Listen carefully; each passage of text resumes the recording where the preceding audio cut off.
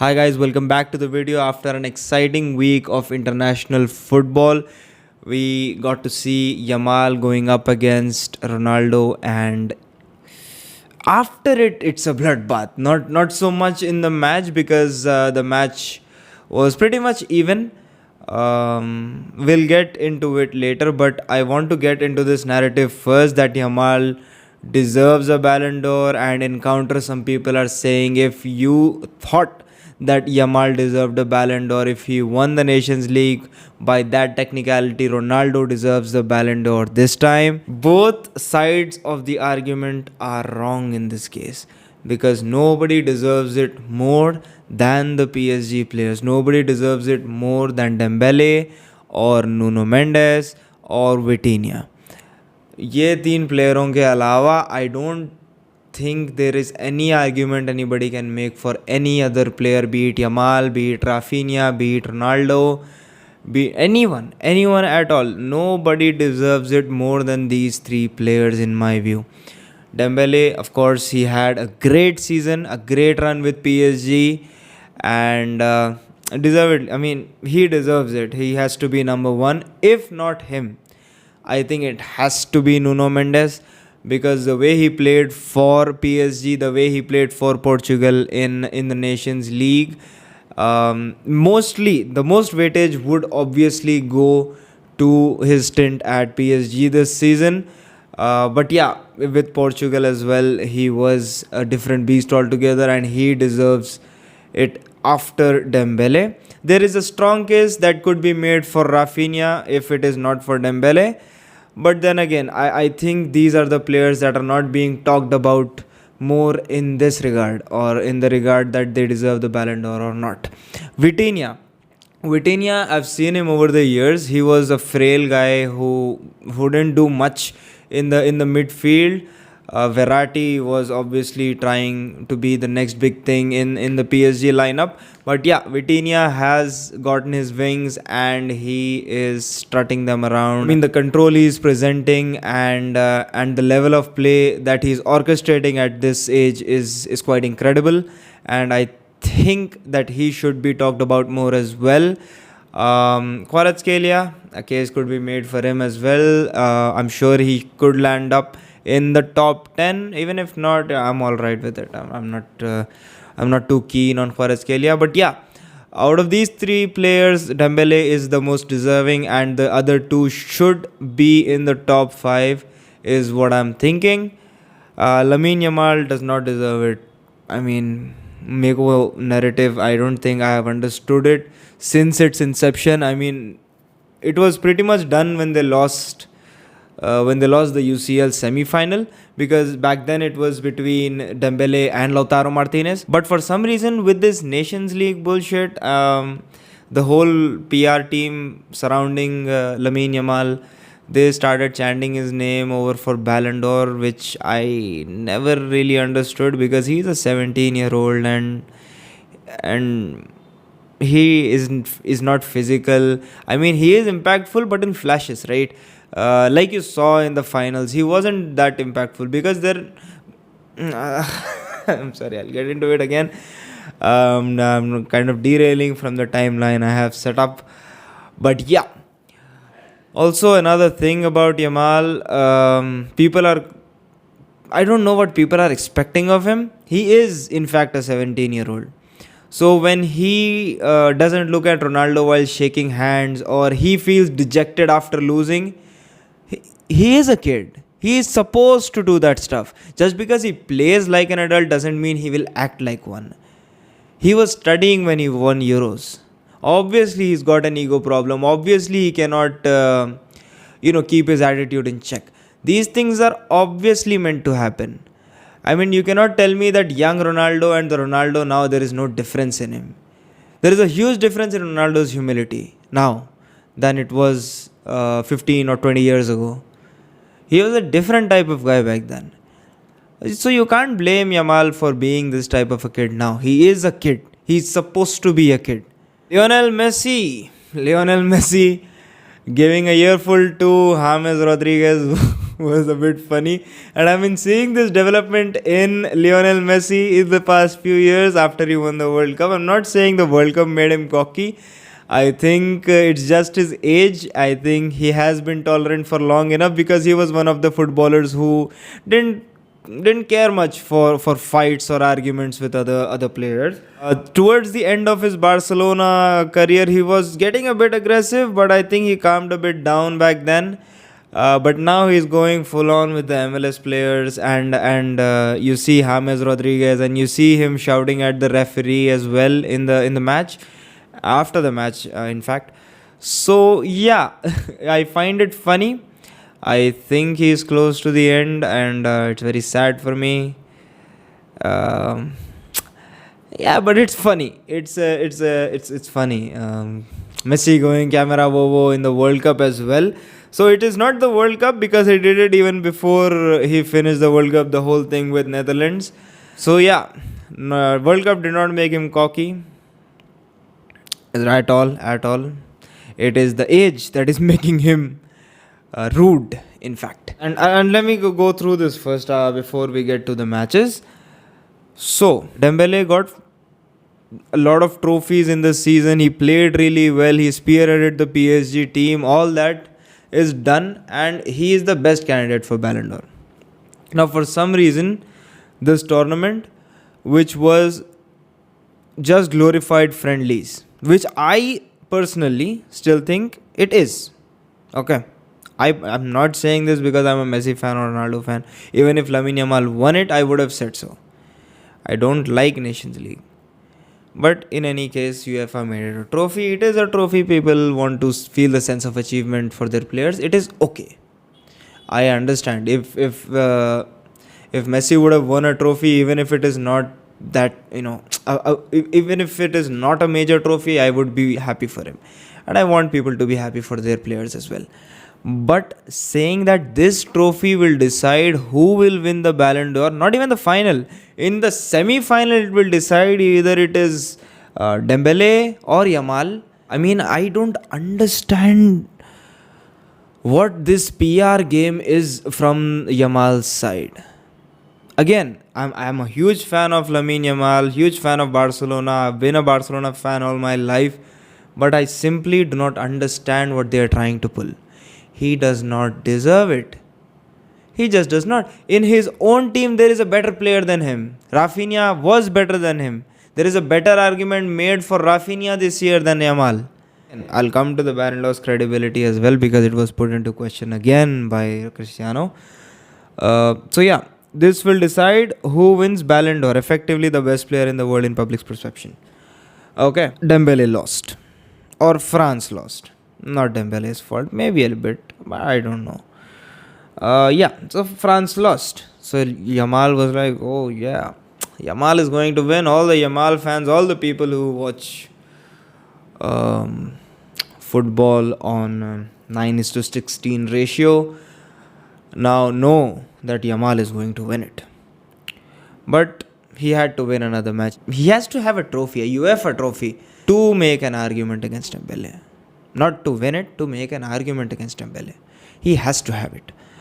But yeah, Ronaldo wins it. Okay. So first, Dembele is winning it. Then, for some reason, Dembele loses an international friendly and then he's not winning it. And now, Yamal is winning it. Then, Yamal loses the final.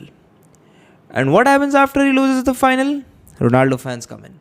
We are just doing false arguments to each other because it is not a major player who is winning it this year or a major player who won it last year. I think people are not adjusting quite right to not seeing Messi or Ronaldo win the Ballon d'Or after so many years. Rodri winning it has left people a bit confused in which player to root for and how to support their players, I think.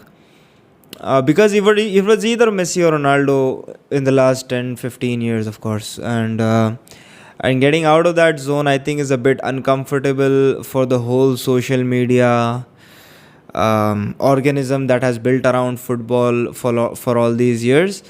And they are not able to handle who to Because you see, the Ballon d'Or race this season has gone so quickly from Salah to Ronaldo. I mean, it is a full stretch between England and Saudi. So yeah, the Ballon d'Or thing is a big, just a big confusion in the PR game, in the social media game, and I hope Dembele gets it. I was almost 100% sure that Dembele would get it, but after all this Nations League drama, I'm not sure if he's going to.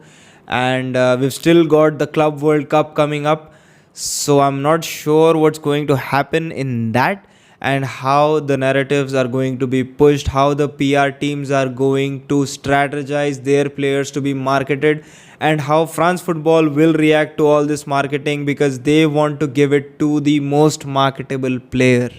Yes. Again, France football is not a body that is known for giving it to the most deserving candidate. I'm a Messi fan, always have been, and I don't think Messi deserved all the Ballon d'Ors that he got. Maybe one of them, I think, is arguable out there. But yeah, France football is not known for its credibility. It is known for its marketing standard, in which they want to give it to the player who is most relevant, because they want to keep the award prestigious. Turns out to be counterproductive for them, because people thrash them on not giving it to the deserving candidate. France football, it surprises me that they don't give it to the French players more often. I mean, they have good players. The France football team is great. But I don't know how the France football team hasn't had a lot of Ballon d'Or winners. Thierry Henry obviously got snubbed by Nedved, and I don't know what goes on in France football and how they go about their business. I mean, I don't think it is what they tell us it is. But yeah, Ousmane Dembele should win it. Now, getting to the matches. Spain versus France. It was a very good match. Spain dominated the first half. The second half too, they got a good amount of goals. They were up 5-1. And then I saw it. I mean, I saw what is going to happen in the finals then and there. The substitutions in the semi-finals were shit. Full of shit. And they got scored against 3 times in the last 15 minutes. When France scored the 4th goal, I was like, हार जाती, अब Spain हार जाती, Spain कुछ नहीं कर सकती, अब स्पेन हार जाती. Because what kind of substitutions are these? And the same thing happened in the finals. The very same thing came back to bite Spain in the ass and take them away from Nations League. They had shit substitutions. You have Kubarsi on the bench. You have Olmo on the bench. Why are Nico Williams and Lamine Yamal sitting before 90? They are young players. They can play 120. It's a final. And apparently you care about this final. I mean, all my thoughts apart, you as a coach should care about this final. Because World Cup is coming up. You want to give them center stage. You want them to feel the pressure. You want them to play 120 minutes. You want them to go into penalties and shoot them. You want to prepare these kids because these kids are your best chance. I mean, what sort of substitutions were these? Why is Yamal going off? Why is Nico Williams going off? Why is Olmo not coming up? Why is Pedri going off? Rafael Leao फाड़ दिया पूरी defence फाड़ दिया. I know he didn't score or anything like that. But Rafael Leao फाड़ दिया भैया. उन्हें जब भाग रहा था ना, मैं उठ के बैठ आ रहा था, इन्हें क्या कर रहा भाई, तू कौन है रे तू. मेरे को इतना गुस्सा आ रहा मालूम उन्हें भाग रहा तो, because there is nothing you can do other than foul him. I think they took 2 or 3 yellow cards just stopping ले आओ. 4-5 तो फाउल कर दिया उसके ऊपर. He was a substitute. उन्हें सब्सटीट्यूट आके उत्ते फाउला लिया. नूनो मेंडेस काट के चले आ रहा था, क्या खेले? Where the fuck is your defensive mentality? 5-1 से 5-4 हो गए and you are going up against Portugal. Portugal is not a team you lose to in a finals. Being Spain, being the Euros champion, being the next World Cup's favorite. I just don't understand what the coach was trying to do, what the team mentality was. Morata की माँ की Morata, मेरा भाई Morata को जब pitch पे लाए ना, मैं सोचा आज पेनल्टीज तक नहीं जाना, पोर्चुगल गेम मार के ख़त्म कर लेना, एक गोल दे दे भाई, मोराटा को पेनल्टी लेने नको दे रहे भाई. मोराटा कितना एक्सपीरियंस है, Chelsea, Madrid, Turin, AC Milan, इतने क्लब में खेला, स्पेन का कैप्टन था, जब ये पेनल्टी शूट आउट हारे. तू क्या करा भाई? Okay, it's not like it was the bottom corner, okay, it's not like it had some height के भाई इसको कैसा हमारे हाथ लग के चलेगा, नहीं.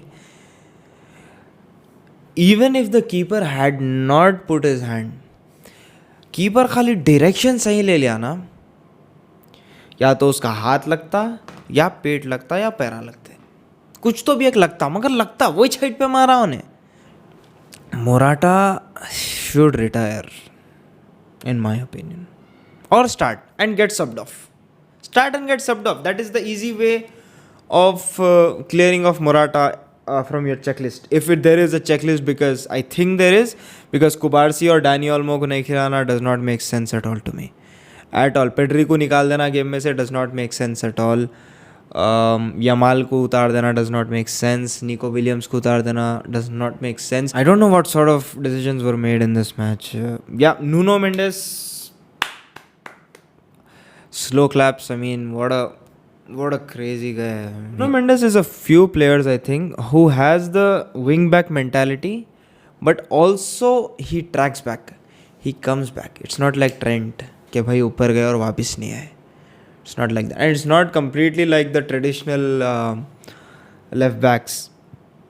He goes up and he comes back down. He is effective both ways. The main point in the Spain side, I think, they had a lot of possession. I will try and attach the statistics. Here. So they had a lot of passes. They had a lot of possession. But it was like watching Barcelona lose a match in 2014 or 2013. I don't know if you remember or if you watched it, but when Barcelona used to lose matches back in the day by 2 goals or 3 goals, what they used to do is they used to just keep the ball, not attack, because they know it's not possible. They have just 2-3 minutes left. So he used to just pass the ball around in the defense to the keeper. It's going in the mid. Sometimes they're trying, sometimes they're not. They're just bluffing and they're just giving possession. I don't know why they did it, but it felt like that for 30 minutes. After the scores were level, it felt like that from Spain. They were just passing it around, doesn't know how. I mean, they know how, but I never got the feeling that they know how. The main problem that came down upon Spain's attack was they were heavily reliant on Lamine Yamal. Abhi Lamine Yamal ke liye, I'm sure the other coaches have thought this as well. I mean, that is the first thought that comes to mind when you see some player doing great in a season and it's the first time he's doing great. You just try and double team him. 2 बंदों को लगा दो उसके पीछे and he will burn himself out, or he'll not be as flexible as he is supposed to be. So in this case, what you will do is go to the other winger. If it is a winger, you will go to the other winger. And now what the other winger will do is the other winger will get aggressive. The other winger will try and cross it in more. And this guy who is getting double teamed will be in the box, attracting the players away. so that your midfielders can be free to shoot. This execution, I understand. I'm just a football fan. I'm not a coach. So this is a sound tactic. And we know it works because it has worked. Why not use it? Why not just get the attractive player in the main area so he can attract the defenders away, and then your other players who are still able to score, who are still good players, great players. Pedri can score from outside the box. Yeah, he can get himself free. With Yamal being in the D, he can obviously get himself free. And then Nico Williams can minus the ball or whatever. I mean, they didn't even try it. Nico Williams never got aggressive. He just got in deep, turned around and passed it back. Got in deep, turned around and passed it back. What to do about Yamal not playing if he doesn't play? I mean, as much as he is trying to be consistent, he is still a kid. Come on, he's still a kid. I will say this 1,000 times in this video. He's still a kid, still a kid, still a kid. Cannot fucking rely on him. Being a national team, you certainly cannot. A club might.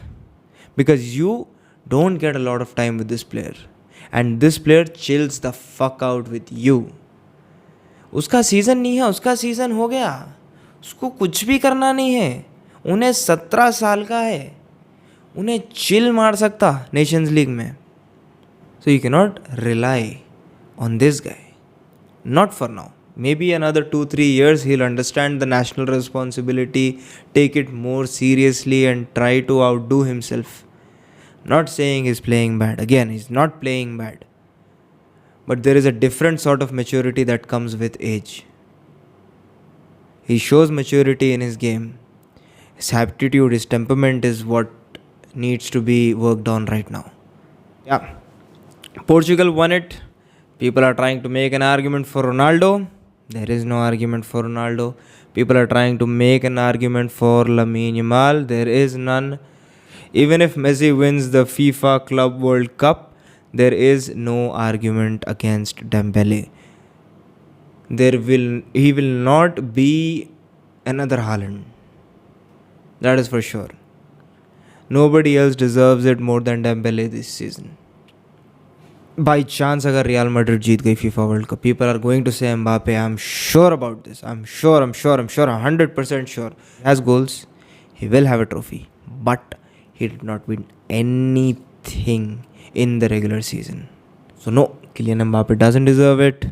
Neither does Yamal. Neither does Rafinha. The only one who deserves it is Ousmane Dembele, and I hope he makes it. So all the people who think Ousmane Dembele should get the Ballon d'Or, you can leave a comment down. You think Yamal should get the Ballon d'Or or anybody else, you can tell me in the comments why. And yeah, other people might let you know why not. So if you liked the video, drop in a like and be sure to subscribe to my channel On Field Doomer. I'll see you guys in the next video. Bye bye.